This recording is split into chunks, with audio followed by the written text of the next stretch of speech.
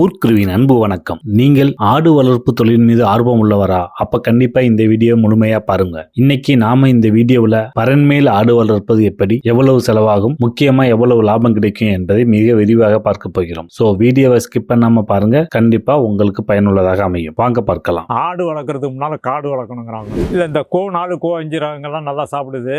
அடைமழையில் ஆட்டு மாட்டை வச்சுக்காத, பஞ்சத்தில் பிள்ளையை வச்சுக்காத அப்படிம்பாங்க. பரண் அமைக்கணும்னா எந்த கொட்டகையாக இருந்தாலும் கிழக்கு மேற்கில் தான் அமைக்கணும், வடக்கு தெற்குலேயே அமைக்க கூடாது. கீத்து தான் பெஸ்ட்டு, அதில் சந்தேகமே கிடையாது. ஒரு கிடாய் ஆடு 4 பெட்டையாடு கொடுக்கும். 20 பெட்டையாட்டுக்கு ஒரு கிடா வச்சுக்கலாம், 19 பெட்டையாடு ஒரு கிடா வச்சுக்கலாம். வணக்கம் சார், உங்களை பற்றி ஒரு அறிமுகம் சொல்லுங்கள் சார். வணக்கம், நான் அக்ரி இளஞ்செழியன், திருவாரூர் மாவட்டம் நீடாமங்கலம் வட்டாரம் சித்தப்பள்ளி மேல்பாதிங்கிற இந்த கிராமத்தில் தான் இந்த பண்ணையை வச்சுருக்கோம். இப்போ ஆட்டு பண்ணை வைக்கணுங்கிற ஆர்வம் உங்களுக்கு எப்படி சார் வந்துச்சு? இல்லை, ஆட்டு பண்ணை வைக்கிறதுனாலே நம்பர் 1 ஆர்வம் இருக்கணும். அப்போ தான் ஆட்டு பண்ணை வைக்க முடியும். நாங்கள் கிராமத்திலே வளர்ந்ததுனால நாங்கள் பள்ளியில் படிக்கிற காலத்துலேருந்தே வீட்டில் எல்லோரும் ஆடு மாடெல்லாம் வச்சுருப்பாங்க. அந்த அந்த வகையில் நமக்கு ஆடு வளர்க்குறது மேலே ஒரு தனி அபிப்பிராயம் உண்டு. அந்த ரொம்ப நாளாக அதை வளர்த்துக்கிட்டு இருந்தோம். அது நாங்கள் ஒரு தொழிலை தெரிஞ்சுக்கிறதுக்கு அல்லது ஒரு வருமானம் ஈட்டக்கூடிய தொழிலை சின்ன பருவத்திலே அது மேலே ஒரு அனுபவம், ஒரு ஆர்வம் இருந்ததுனால பிற்காலத்திலேயும் இப்போ நம்ம வேளாண்மை படித்ததுனால வேளாண்மை தொடர்புடைய இந்த ஆடு வளர்ப்பு தொழிலுங்கிறதுனால பல்வேறு பயிற்சிகளுக்கெல்லாம் போய் பல்வேறு இடங்களில் ஆடு வளர்க்குற முறைகள் எல்லாம் எப்படி பண்ணிக்கிட்டு இருக்கிறாங்க அப்படிங்கிறதெல்லாம் தெரிஞ்சுக்கிட்டு அதுக்கு பிறகு முறையாக ஆடு வளர்க்குறதுல இறங்கியிருக்கோம். எத்தனை வகை ஆடு வளர்க்குறீங்க? இப்போ நாங்கள் ஆரம்பத்தில் சாதாரண நாட்டு ஆடுகள் தான் வளர்த்தோம்.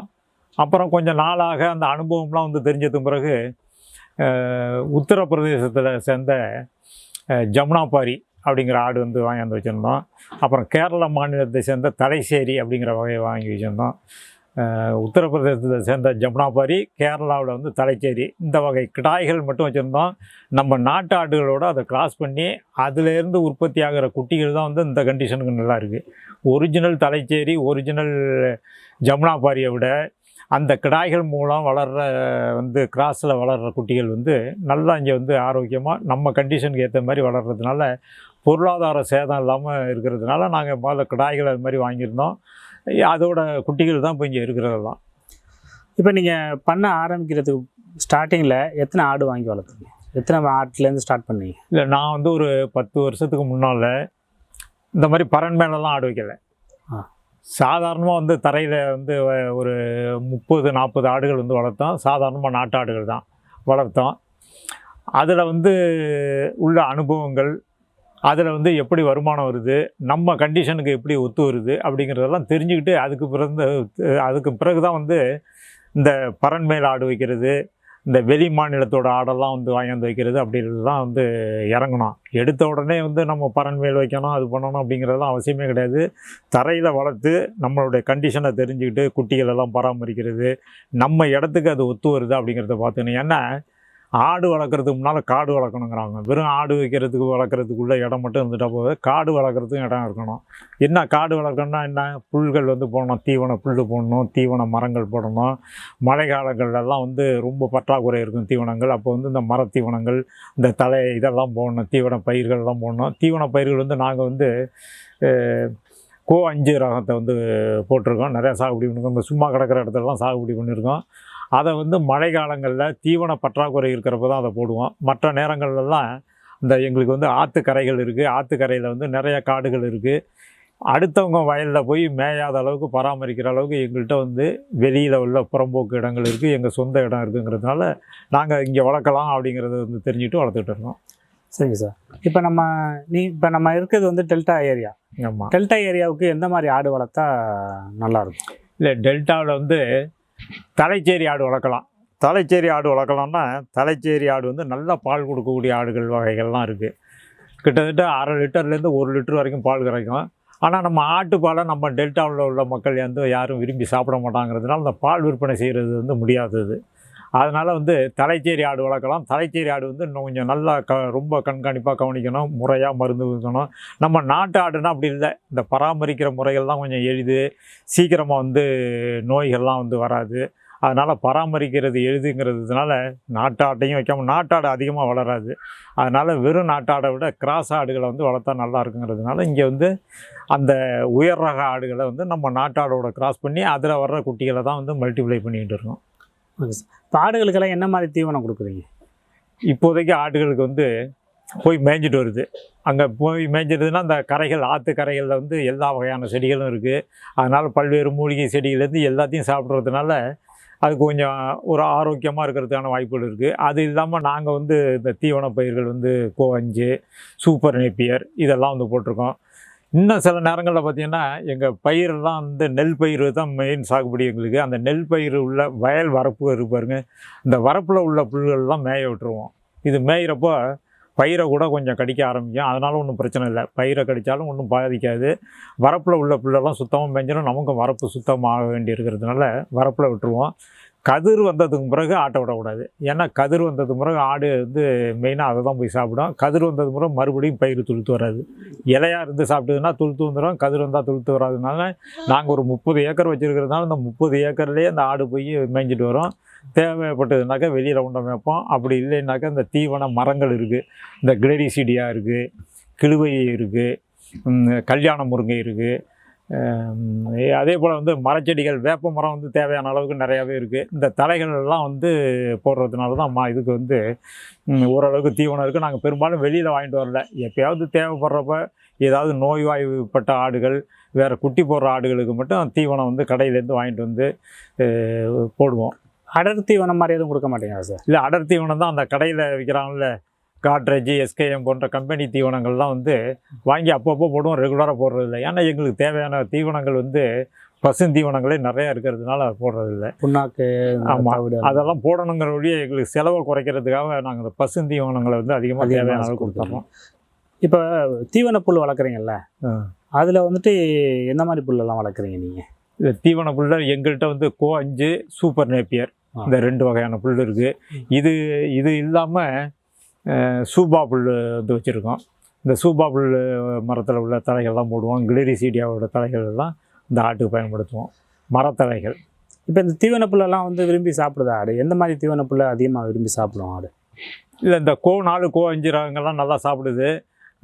கொஞ்சம் சுனை ஏறுறதுக்கு முன்னால் அதை வந்து வெட்டி போடணும். நாங்கள் வந்து அந்த வெட்டுற மிஷின் கூட வச்சுருக்கோம். இதை வந்து புல்லை வெட்டி அந்த மிஷினில் கொட்டோம்னா அது தூளாக ஆக்கிரும். புல் வெட்டுற மிஷினு அது மாதிரி தூளாக்கிட்டோம்னா சேதாரம் இல்லாமல் சாப்பிட்றதுக்கு ஈஸியாக இருக்கும். அதுக்கு நீங்கள் பரண்மேல் ஆடு வளர்க்குறீங்க. பரண்மேல் ஆடு வளர்க்குறதுக்கும் சாதாரண கொட்டைகளை ஆடு வளர்க்குறதுக்கும் என்ன வித்தியாசம்? அதான் ஒரு பழமொழி சொல்லுவாங்க கிராமத்தில், அடைமழையில் ஆட்டு மாட்டை வச்சுக்காத, பஞ்சத்தில் பிள்ளையை வச்சுக்காத அப்படிம்பாங்க. எதுக்காக அதை சொல்ல வந்தாங்கன்னா, அடைமழையில் வந்து ஆடு ரொம்ப சிரமமாக இருக்கும். ஈரம் இருந்ததுனாக்கா அது நிற்காது, உட்காராது, படுக்காது. எங்கே இருந்தாலும் ஈரம் அதுக்கு இருக்கவே கூடாது. நீங்கள் வீடுகளெல்லாம், சின்ன வீடுகளில், கிராமங்கள்லாம் பார்த்தீங்கன்னா பெஞ்சு மேலே, நாற்காலி மேலே அல்லது ஏதாவது ஒரு மேடை இருந்ததுன்னா அது மேலே தான் வந்து போய் படுக்கிறதுக்கு விரும்பும். கீழே வந்து ஈரமாக இருக்கிற இடத்துல விரும்பாது. ஒன்றுமே மேடைகள் இல்லாத வீடுகள்லாம் என்ன பண்ணுவாங்கன்னா வைக்கோலை உதறி விட்டுருப்பாங்க. அதனால் ஈரம் வந்து கட்டாயமாக இருக்கக்கூடாது அதுக்கு. அதனால தான் வந்து அது எங்கே விரும்புது, மேடான பகுதியில் எதனா விரும்புது, பெஞ்சு அந்த மாதிரி இதில். அதனால் இது வந்து கொட்டகையே அது மாதிரி பரணம் ஆக்கிட்டாக்கா எழுதிங்கிறதுனால தான் அதில் போட்டிருக்கோம். இதில் என்ன சௌகரியம்னா, தினமும் அதை கூட்டிகிட்டு இருக்க வேண்டியதில்லை. ஈஸியாக வந்து ஆடுகளுக்கு வந்து நோய் வரும், உண்ணி வரும், இதெல்லாம் வந்து இதில் வர்றதில்லை. அப்பப்போ வந்து ஆட்டு புழுக்கையெல்லாம் வந்து அந்த இதில் தட்டியில் வந்து கீழே வந்து விழுந்துடும். ரீப்பர் அடிச்சிருக்கோம்ல, அதில் வந்து கீழே விழுந்துடும். யூரின் எல்லாமே கீழே விழுந்துடுறதுனால நோய்வாய்ப்படுறது குறைச்சல். ஆடு வந்து முதல்ல சந்தோஷமாக இருந்தால் தான் வளரும். அதனால் வந்து இது ஆட்டு புழுக்க மேலே, யூரின் மேலே படுக்க வேண்டிய அவசியம் கிடையாது. நம்மளும் கூட்ட வேண்டிய அவசியம் கிடையாது டெய்லி. இது வந்து ஆட்டு புழுக்கையெல்லாம் கலெக்ட் பண்ணி பின்னால் கொண்ட நமக்கு எப்போ நேரம் இருக்கோ அப்போ வயலில் வந்து பயிர் இல்லாத காலங்களில் வந்து இதை அள்ளி போட்டு பயன்படுத்தலாம். இங்கே தென்னை மரம்லாம் பாருங்கள், இந்த தென்னை மரம்லாம் நல்லா காய்ச்சிருக்கும். அதுக்கு காரணம் என்னென்னா, ஒன்று வந்து 24 மணி நேரமும் தண்ணி கிடைக்கிறது.